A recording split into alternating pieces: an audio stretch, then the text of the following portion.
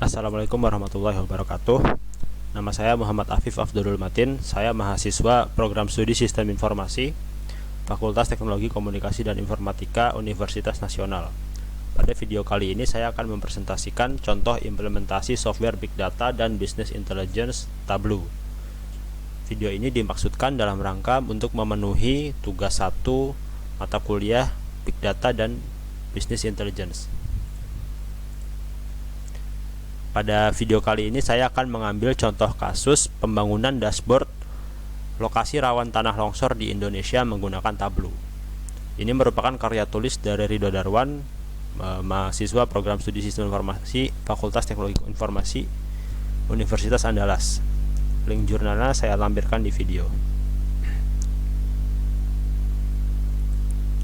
Nah, metode penelitian yang digunakan yaitu menggunakan metode eksperimen dengan melalui tahapan-tahapan berikut. Yang pertama yaitu pengumpulan data, yang kedua cleaning data, yang ketiga implementasi pada Tableau, yang keempat analisis hasil. Nah, pengumpulan data yang digunakan ini merupakan dataset bencana tanah longsor yang terjadi di Indonesia yang diperoleh dari BNPB. Nah, terdapat 492 kejadian dari tahun 2011 hingga 2014. Datasetnya berupa file Excel.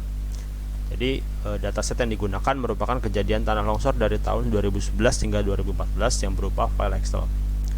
Kemudian oleh peneliti dilakukan cleaning data atau pembersihan dataset seperti penghapusan data yang tidak tepat, tidak relevan atau korup. Nah, ini mengacu pada data yang tidak lengkap atau tidak relevan, dan data-data yang kotor tersebut dapat diganti atau dimodifikasi atau juga dihapus.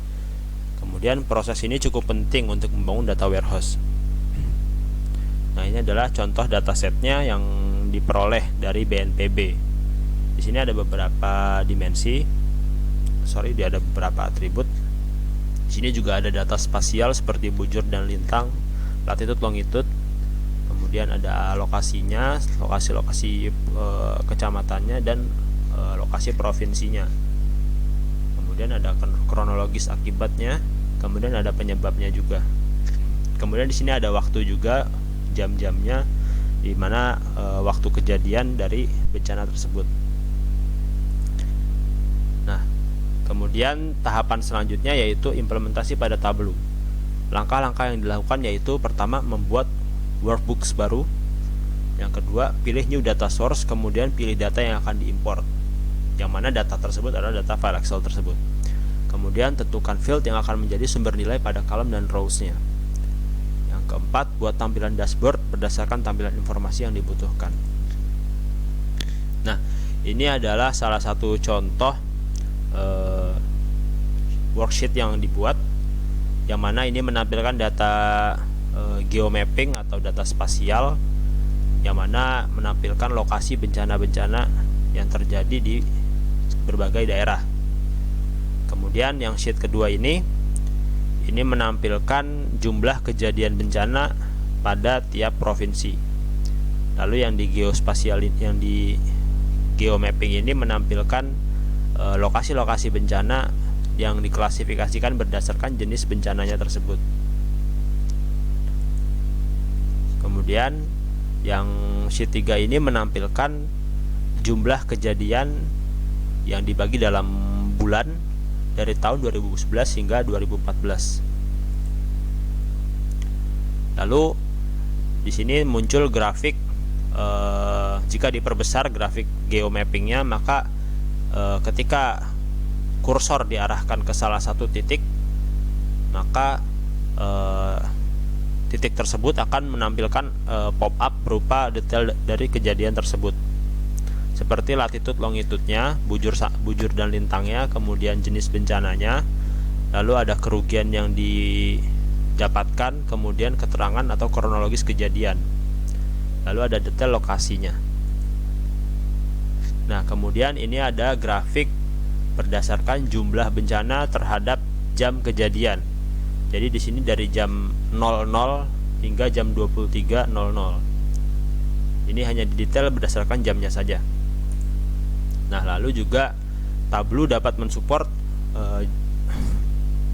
penggolongan bencana berdasarkan penyebab kejadiannya.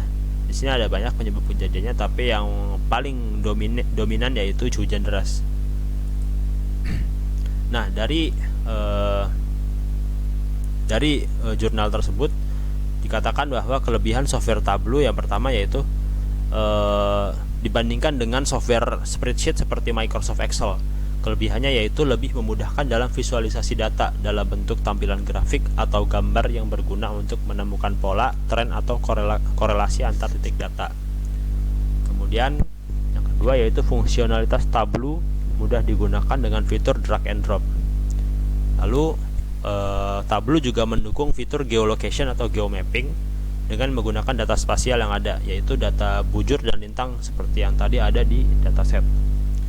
Kemudian Tableau mendukung fitur drill down sehingga dapat meningkatkan wawasan pengguna dalam mendapatkan informasi. Yang kelima, Tableau lebih fleksibel yang memungkinkan pengguna untuk melihat jumlah penghitungan dari angka-angka yang berasal dari dataset tanpa harus mengetikkan rumus perhitungan atau pemrograman secara manual. Dibandingkan dengan Excel harus memasukkan rumus-rumus yang terkait. Kemudian yang keenam, Tableau dapat menganalisis data dari berbagai sumber yang berbeda dengan mengimpor dataset yang dibutuhkan ke dalam Tableau. Sebenarnya ada lagi kelebihan-kelebihan yang lain, yaitu Tableau dapat mengimpor dari berbagai sumber data, contohnya seperti NoSQL dan database lainnya. Lalu kekurangannya tidak dijelaskan di dalam jurnal, tapi beberapa diantaranya yaitu harganya. Harga untuk Tableau software itu sangat mahal jika digunakan oleh perusahaan ukuran kecil atau menengah. Maka kebanyakan perusahaan-perusahaan besar itu menggunakan Tableau karena harganya yang lumayan mahal. Ya, sekian video presentasi dari saya. Kurang lebihnya mohon maaf. Assalamualaikum warahmatullahi wabarakatuh.